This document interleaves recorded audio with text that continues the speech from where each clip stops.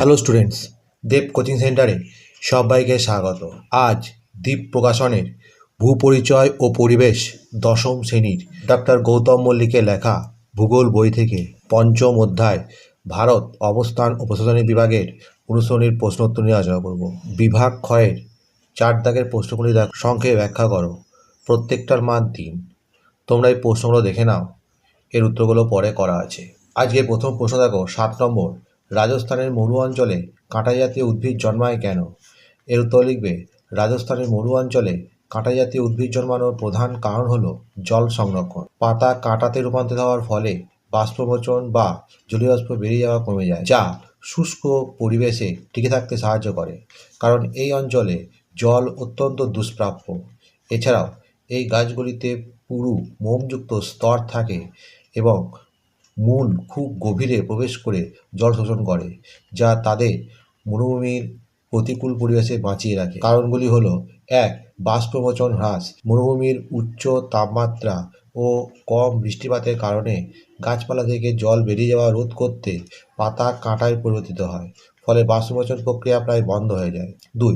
জল সংরক্ষণ। পাতা না থাকায় সালোক সংশ্লেষ প্রধানত কাণ্ড দ্বারা সম্পন্ন হয় এবং কাঁটা জল অপচয় হওয়া থেকে রক্ষা করে। 3. পুরু কিউটিকল। পাতার উপর একটি পুরু মোম জাতীয় স্তর থাকে, যা জল বাষ্পীভূত হতে বাধা দেয়। 4. গভীর মূল। প্রধান মূল মাটির অনেক গভীরে প্রবেশ করে জলের উৎস খুঁজে বের করে এবং পার্শ্বীয় মূলগুলো মাটির উপরের স্তরে ছড়িয়ে থাকে অল্প জল শোষণের জন্য। উদাহরণ: বাবলা, ফণিমনসা ইত্যাদি কাঁটা জাতীয় উদ্ভিদ রাজস্থানের মরুভূমিতে দেখা যায়। এর পরের প্রশ্ন দেখো, জলসম্পদ সংরক্ষণ প্রয়োজনীয় কেন? এর উত্তর লিখবে জল সংরক্ষণের অর্থ হলো ভবিষ্যতের জন্য জলকে বিচক্ষণতার সাথে সংরক্ষণ করে ব্যবহার করা। এটি অত্যন্ত গুরুত্বপূর্ণ কারণ পৃথিবীর সমস্ত জলের মাত্র 3% স্বাদু জল রয়েছে এবং ওই পানীয় জলের 65% হিমবাহে আবদ্ধ। নদী, ঝর্ণা, হ্রদ এবং বাঁধগুলিতে স্বাদু জলের 1% থাকে, যেখানে ভূগর্ভস্থ জলের 0.3% থাকে। জলসম্পদ সংরক্ষণ জরুরি কারণ পৃথিবীতে বিশুদ্ধ জলের পরিমাণ সীমিত, যা জনসংখ্যা বৃদ্ধি ও শিল্পের কারণে কমে যাচ্ছে। এটি জীবনধারণ, কৃষি ও শিল্পের জন্য অপরিহার্য। পরিবেশ রক্ষা করে, শক্তি সাশ্রয় করে এবং ভবিষ্যৎ প্রজন্মের জন্য টেকসই জল সরবরাহ নিশ্চিত করে। তাই জল অপচয় রোধ ও বুদ্ধিমত্তার সঙ্গে ব্যবহার করা প্রয়োজন। জল সম্পদ সংরক্ষণের মূল কারণগুলি হলো: 1. জীবনের অপরিহার্যতা। জল ছাড়া কোনো প্রাণীর অস্তিত্ব সম্ভব নয়।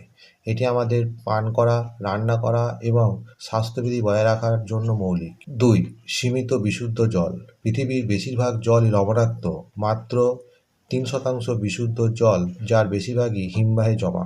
আমাদের ব্যবহারের জন্য উপলব্ধ মিঠা জলের পরিমাণ খুবই কম। 3. কৃষি ও খাদ্য নিরাপত্তা।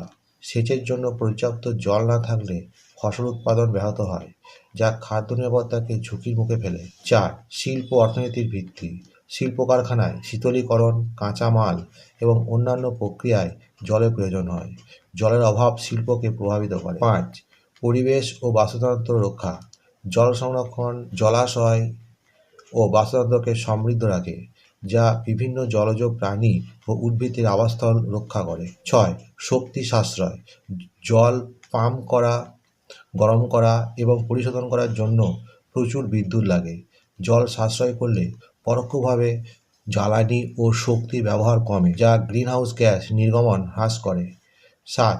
জলবায়ু পরিবর্তনের মোকাবিলা। জল সংরক্ষণ জলবায়ু পরিবর্তনের বিরুদ্ধে লড়াইয়ে একটি গুরুত্বপূর্ণ পদক্ষেপ, কারণ এটি শক্তি ব্যবহার কমিয়ে জলবায়ু পরিবর্তন প্রশমনে সাহায্য করে। 8. ভূগর্ভস্থ জলের ভারসাম্য। অতিরিক্ত জল উত্তোলনে ভূগর্ভস্থ জলের স্তর কমিয়ে দেয়, যা জল সংরক্ষণের মাধ্যমে প্রতিরোধ করা যায়। ভূগর্ভস্থ জল দূষণ রোধ করাও জরুরি। 9. ভবিষ্যৎ প্রজন্মের জন্য। বর্তমান ও ভবিষ্যৎ প্রজন্মের জন্য জলের নিরবিচ্ছিন্ন সরবরাহ নিশ্চিত করতে জলের স্মার্ট ব্যবহার অপরিহার্য।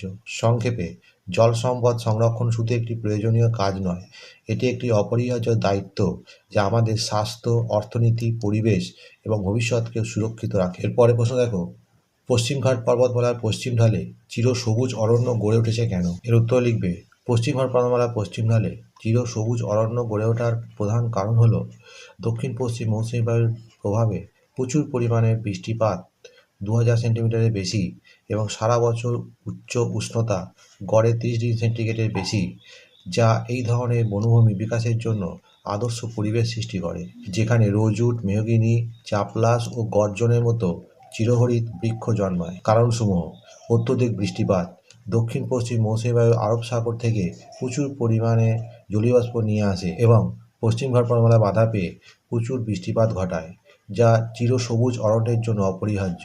উচ্চ তাপমাত্রা, এই অঞ্চলে সারা বছর তাপমাত্রা বেশি থাকে, গড়ে 30 ডিগ্রি সেন্টিগ্রেডের বেশি, যা চিরহরিৎ উদ্ভিদের বৃদ্ধি সহায়ক। অনুকূল জলবায়ু, উষ্ণতা ও আর্দ্রতার এই সমন্বয় সারা বছর ধরে গাছপালা সতেজ ও সবুজ রাখতে সাহায্য করে, তাই এদের চিরসবুজ বা চিরহরিৎ অরণ্য বলা হয়। জৈবিক বৈচিত্র্য, এই বনভূমি বিশ্বের অন্যতম জৈবিক বৈচিত্র্যের কেন্দ্রবিন্দু হিসাবে পরিচিত, যা এখানকার উদ্ভিদ ও প্রাণীর বৈচিত্র্যের প্রমাণ দেয়। অথবা পরের প্রশ্ন দেখো, ভারতের জলবায়ুতে কী কী বৈচিত্র্য পরিলক্ষিত হয়? এর উত্তরে পয়েন্ট দেবে ভারতের জলবায়ুতে বৈচিত্র্যের কারণ। ভারতীয় উপমহাদেশের বিভিন্ন স্থানের জলবায়ুর মধ্যে বৈচিত্র্য লক্ষ্য করা যায়। এই বৈচিত্র্যের কারণগুলি হল: 1. বিস্তৃত অক্ষাংশ জুড়ে অবস্থান। ভারতের মূল ভূখণ্ড দক্ষিণে প্রায় 8 ডিগ্রি উত্তর থেকে উত্তরে প্রায় 37 ডিগ্রি উত্তর পর্যন্ত বিস্তৃত বলে দেশের দক্ষিণাংশে উষ্ণ আর্দ্র নিরক্ষীয় জলবায়ু, মধ্যাংশে ক্রান্তীয় এবং উত্তরাংশে উপক্রান্তীয় ও নাতিশীতোষ্ণ জলবায়ু পরিলক্ষিত হয়। 2. পর্বতের অবস্থান। 1. উত্তরে হিমালয় পর্বতমালা সুউচ্চ প্রাচীরের মতো দাঁড়িয়ে থাকায় আর্দ্র দক্ষিণ পশ্চিম মৌসুমী বায়ু বাধাপ্রাপ্ত হয়ে সমগ্র উত্তর ভারতে প্রবল বৃষ্টিপাত ঘটায়। অন্যদিকে শীতকালে দক্ষিণ ভারতের তুলনায় উত্তর ভারতে শীতের তীব্রতা সামান্য বেশি থাকে। যদি হিমালয় পর্বতমালা ভারতের উত্তরে অবস্থান না করত, তবে মধ্য এশিয়ার শীতল বায়ুপুঞ্জের প্রভাবে সমগ্র উত্তর ভারতে প্রবল শৈত্যপ্রবাহ ঘটত। 2.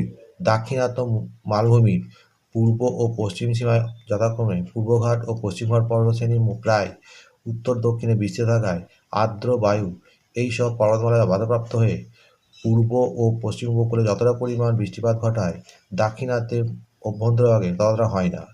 সেই অঞ্চল কিছুটা শুষ্ক অবস্থা বিরাজ করে। 3.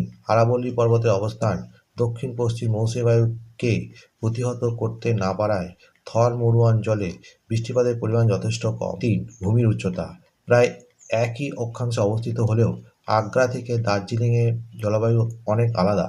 এর কারণ দার্জিলিংয়ের উচ্চতা অনেক বেশি, প্রতি কিলোমিটার উচ্চতা বৃদ্ধিতে 6.5 ডিগ্রি সেলসিয়াস হারে উষ্ণতা কমে। একই কারণে পশ্চিমঘাট পর্বত ও হিমালয়ের উচ্চ অংশে জলবায়ু দেশের অন্যান্য অংশের তুলনায় আলাদা হয়। 4. দক্ষিণ ভারতের উপদ্বীপীয় গঠন।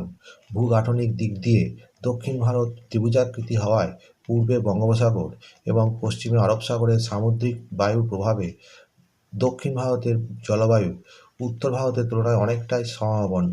5. সমুদ্র থেকে দূরত্ব। সামুদ্রিক প্রভাবে জলবায়ু সমভাবাপন্ন হয়, কিন্তু সমুদ্র থেকে বেশি দূরত্বের জন্য উত্তর ভারতের দিল্লি বা আগ্রা বা কানপুরে শীতকাল ও গ্রীষ্মকাল অনেক বেশি তীব্র, অর্থাৎ ওই সব স্থানে জলবায়ু চরমভাবাপন্ন প্রকৃতির হয়েছে।